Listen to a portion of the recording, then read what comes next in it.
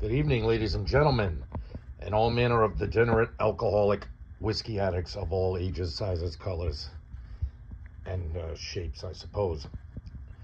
This is the Mad Mix Not Cheap Whiskey Review number 36. On the bed tonight, you can see it is Singleton's 15-year-old single malt. I got a bottle of the 12-year a couple nights ago, and I proceeded to do some damage to that bottle. Oh boy, I was fucking a little bit freaking rough the next day after that one. But I can't remember if I did the 12-year-old already, so I'm going to have to, at some point, go look back through the catalog, because I'd really rather not do anything twice. So I think I might have in the past done the Singleton 12-year-old, which is a good whiskey, but I can't quite remember if I've reviewed it or not. But I know for a fact I have not reviewed the 15-year-old. And I was going to back off some of these whiskey reviews because they don't really get a lot of views. I don't expect them to get a lot of views. But for some reason that Craig Alecky 13 got way more than the average reviews. It went up over 100 and something, maybe 120, 130 views, which is unusual for these whiskey reviews. I mean, I don't have a big subscriber base anyway, so I don't expect much out of these videos. I get a lot more views out of the moonshiner videos, which I might even film something tomorrow. I'm going to do a mash-in tomorrow. So I might throw together a little video, talk about some aspect or other of mashing in the whiskey. So, with that being said, it's actually, the distillery is not called Singleton. It is, where does it say? It says it on here somewhere. Oh, Glendullen Distillery. Don't know much about it. In fact, I might go look for a video on YouTube, whiskey.com, just tours about just about every distillery on the planet. Maybe I'll look on the YouTube channel, see if they've got anything on that Glendullen. It might be one of them ones that was traditionally a distillery for blending, and then they decided, hey, why don't we put out our own single malts? Maybe they do have a Glendullen line of single malts. I've just never seen them, so I'd have to look into that distillery. But the Singleton 12 is good. And the good thing about Singleton is you get a good price on these single malts. This one was $56, I believe. So you're not going to find too many 15-year-old single malts for that kind of money. You can find some blended malts that are around that price range, but you're not going to find too many 15-year age-stated Speyside single malt scotches. The 12 was very reasonable. I think the 12-year-old was either 35 or 36 bucks. So where are you going to get a 12-year-old single malt for 35 bucks? That's even less than Glenmorangie. It was a little bit more than that McClellan's, I think it was, which is probably the cheapest single malt I've ever seen. But the Singleton was decent for a $35 single malt in a 12-year age statement. This obviously was more like 55, 56 bucks. But you do get the 15-year age statement. So that's a respectable age statement for a single malt scotch. That's right about the, the age you want your whiskey in. They start getting really good. With that being said, let's get the snout right up in the glass. Yeah, it's nice. It's got a malt flavors right up front. It claims it's aged in PX Sherry, Pedro Jimenez, and Oloroso seasoned casks, it says. So I don't know if they just buy PX Sherry and dump them into casks and let them sit for a little bit so it sucks into the wood, and then they call them seasoned. They don't say they're like used Oloroso and PX Sherry casks. So I'm not sure what they're, for this price range, they're probably not buying really expensive sherry barrels, and some of them can be really expensive to buy. So it's not blowing you away with the fruit, but I don't think it's meant to blow you away with the fruit. Yeah, it's like a malt, vanilla, honey, very sweet. Smells like it's going to be very sweet. Pretty cool, pretty good malty smell to it. I like a malty whiskey, which is probably why I like scotch. But the nose isn't blowing you away, but it's not jagged, it's not sharp, it's not ethanol-y. It smells like a smooth old whiskey is what it smells like. Yeah, well, it ought to, because it is an old whiskey. So with that being said, let's drink it.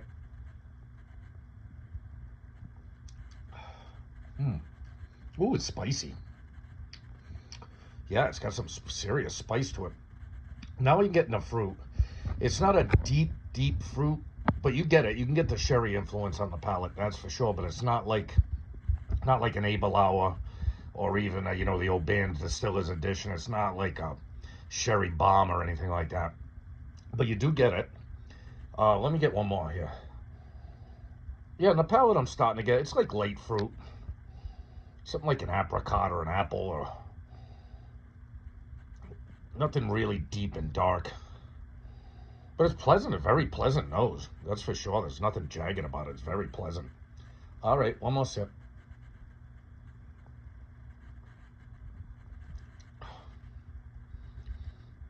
Yeah, the malt is toned down on the palate. You still get I mean, obviously you get a little bit of the malt. You get a subtle fruit up the middle, and then it's got a good amount of spice. If you like a good spicy whiskey, this has got it. But it's very smooth, very drinkable. You can sit with this. You can see the color. You know, this is a Diageo product, and a lot of these Diageo products, they're artificially colored and they're chill filtered. Now, you know, a lot of Scotch snobs, they like to see non-colored, non-chill filtered offerings. But this being a Diageo product, you know, one of these big major corporations that owns a lot of different distilleries under their umbrella, they pretty much openly admit that they artificially color and chill filter almost all of their products. So, although if you're going to serve it up in a box on the shelf, I don't know why you would bother artificially coloring it. Seems like a waste. But with that, but let me take one more sip, then we'll get out of this one.